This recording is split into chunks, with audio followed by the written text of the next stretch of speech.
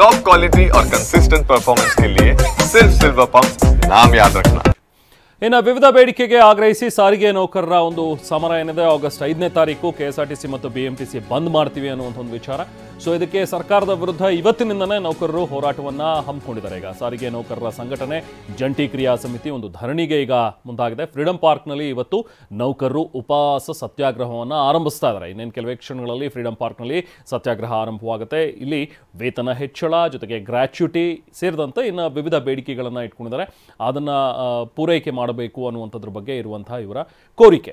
So ಜಂಟಿ ಕ್ರಿಯಾ ಸಮಿತಿಯ ಅನಂತ ಸುಬ್ಬರಾವ್ ಅವರ ನೇತೃತ್ವದಲ್ಲಿ ಉಪವಾಸ ಸತ್ಯಾಗ್ರಹ ಇವತ್ತು ನಡೆಯುತ್ತೆ. ಉಪವಾಸ ಸತ್ಯಾಗ್ರಹದಲ್ಲಿ ಬಿಎಂಟಿಸಿ ಮತ್ತು ಕೆಎಸ್ಆರ್ಟಿಸಿ ಸೇರಿದಂತೆ 4 ನಿಗಮದ ನೌಕರರು ಭಾಗಿಯಾಗ್ತಾರೆ.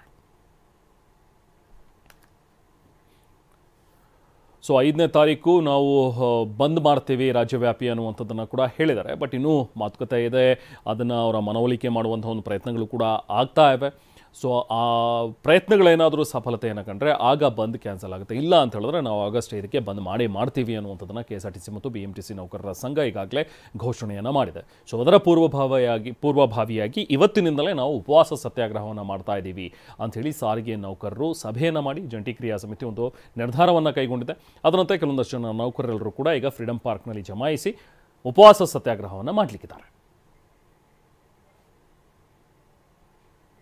ಸಾಕಷ್ಟು ವರ್ಷಗಳಿಂದ ಇರುವಂತಹ ಬೇಡಿಕೆ ಇವ್ರದ್ದು. ಸರಿಯಾಗಿ ವೇತನ ಕೊಡಬೇಕು, ವೇತನವನ್ನು ಹೆಚ್ಚಳ ಮಾಡಬೇಕು, ಗ್ರ್ಯಾಚ್ಯುಟಿಯನ್ನು ಕೊಡಬೇಕು ಅಂದರೆ ಒಂದು ಬೇಸಿಕ್ ಪಾಪ ಕೇಳ್ತಾ ಇರುವಂಥದ್ದು. ಇವರು ಏನು ಅತಿ ಹೆಚ್ಚು ನಮಗೆ ಬೇಕು ಅನ್ನುವಂಥದ್ದನ್ನು ಹೇಳ್ತಾರೆ. ಒಂದು ಬೇಸಿಕ್ ಕೂಡ ನಮಗೆ ಸರ್ಕಾರ ಕರೆಕ್ಟಾಗಿ ಕೊಡ್ತಾ ಇಲ್ಲ ಅನ್ನುವಂಥದ್ರ ಬಗ್ಗೆ ಇವರಲ್ಲಿ ಬೇಸರ ಇದೆ.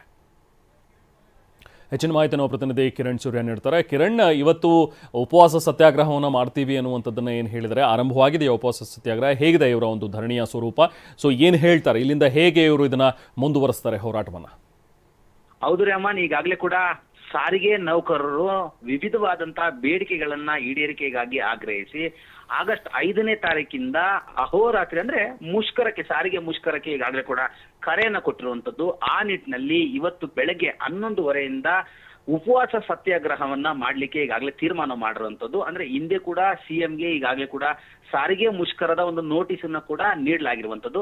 ಮೊನ್ನೆಯೂ ಕಾರ್ಮಿಕ ಇಲಾಖೆಯಲ್ಲಿ ಸಾರಿಗೆ ಮುಖಂಡರು ಮತ್ತೆ ಬಿಎಂಟಿಸಿ ಕೆಎಸ್ಆರ್ಟಿಸಿ ಸೇರಿದಂತೆ 4 ನಿಗಮದ ಒಂದು ಅಧಿಕಾರಿಗಳೇನಿದ್ದಾರೆ ಅವರ ನೇತೃತ್ವದಲ್ಲಿ ಒಂದು ಸಂಧಾನ ಸಭೆ ಕೂಡ ನಡೀತು. ಆ ಸಂಧಾನ ಸಭೆಯಲ್ಲೂ ಸಾರಿಗೆ ನೌಕರರ ಯಾವುದೇ ಬೇಡಿಕೆಗಳು ಈಡೇರದ ಹಿನ್ನೆಲೆಯಲ್ಲಿ ಇಂದಿನಿಂದ ಉಪವಾಸ ಸತ್ಯಾಗ್ರಹಕ್ಕೆ ಮುಂದಾಗಿರುವಂತದ್ದು. ಅಂದ್ರೆ 5ನೇ ತಾರೀಕು ಬೆಳಗ್ಗೆ 6 ಗಂಟೆಯಿಂದಲೇ ಕೆಎಸ್ಆರ್ಟಿಸಿ, ಬಿಎಂಟಿಸಿ, ಎನ್ಡಬ್ಲ್ಯೂ, ಕೆಕೆಆರ್ಟಿಸಿ ಅಂದ್ರೆ ರಾಜ್ಯದ 4 ಸಾರಿಗೆ ನಿಗಮಗಳ 1,20,000 ನೌಕರರು ಕೂಡ ಮುಷ್ಕರದಲ್ಲಿ ಭಾಗಿಯಾಗ್ತಾರೆ. ಯಾವುದೇ ಕಾರಣಕ್ಕೂ ಒಂದೇ ಒಂದು ಬಸ್ಸು ಕೂಡ ರಸ್ತೆಗೆ ಇಳಿಯೋದಿಲ್ಲ ಅನ್ನುವಂತ ಘೋಷಣೆನ ಈಗಾಗಲೇ ಸಾರಿಗೆ ನೌಕರರ ಮುಖಂಡರಾಗಿರುವಂತಹ ಅನಂತ್ ಸುಬ್ಬರಾವ್ ನೀಡಿರುವಂತದ್ದು. ಈ ನಿಟ್ಟಿನಲ್ಲಿ ಕಳೆದ ತಿಂಗಳಷ್ಟೇ ಮುಖ್ಯಮಂತ್ರಿಗಳ ಜೊತೆಯಲ್ಲಿ ಒಂದು ಸಭೆ ಕೂಡ ಏರ್ಪಡಿಸಲಾಗಿತ್ತು. ಮುಖ್ಯಮಂತ್ರಿಗಳ ಸಭೆಯಲ್ಲೂ ಕೂಡ ಇವರ ಬೇಡಿಕೆಗಳು ಈಡೇರಲಿಲ್ಲ. 1 ವಾರದ ನಂತರ ನಾನು ನಿಮಗೆ ತಿಳಿಸ್ತೀನಿ ಅಂತೇಳಿ ಸಿಎಂ ಅವರು ಒಂದು ಭರವಸೆಯನ್ನ ಕೊಟ್ಟಿದ್ರು. ಆದ್ರೆ ಈಗಾಗಲೇ ಸಭೆ ನಡೆದು 1 ತಿಂಗಳಾಗಿರುವಂತದ್ದು. ಇಲ್ಲಿವರೆಗೂ ಸಿಎಂ ಕರೆದು ಮತ್ತೊಂದು ಸುತ್ತಿನ ಮಾತುಕತೆಯನ್ನ ಮಾಡ್ತೀವಿ ಅಂತೇಳಿ ಏನು ಮಾತು ಕೊಟ್ಟಿದ್ರು, ಆ ಒಂದು ಸುತ್ತಿನ ಮಾತುಕತೆ ಕೂಡ ಈಡೇರಿಲ್ಲ. ಕಳೆದ 38 ತಿಂಗಳ ಅರಿಯರ್ಸ್ ಅನ್ನ ನೀಡಬೇಕು ಒಂದು, ಮತ್ತೆ ಕಳೆದ ವರ್ಷ ಜನವರಿ 1ನೇ ತಾರೀಕಿನಿಂದಲೇ ವೇತನ ಹೆಚ್ಚಳ ಆಗ್ಬೇಕಾಗಿತ್ತು. 2 ಪ್ರಮುಖವಾದಂತಹ ಬೇಡಿಕೆಗಳಲ್ಲಿ ಒಂದು ಕೂಡ ಇಲ್ಲಿವರೆಗೂ ಈಡೇರಿಲ್ಲ. ಆ ನಿಟ್ಟಿನಲ್ಲಿ ಸಾರಿಗೆ ಮುಷ್ಕರಕ್ಕೆ ಮುಂದಾಗಿರುವಂತದ್ದು. ಅದರ ಮೊದಲ ಭಾಗವಾಗಿ ಇಂದಿನಿಂದ ಫ್ರೀಡಂ ಪಾರ್ಕ್ ನಲ್ಲಿ ಉಪವಾಸ ಸತ್ಯಾಗ್ರಹಕ್ಕೆ ಮುಂದಾಗಿರುವಂತದ್ದು. Thank you Kiran.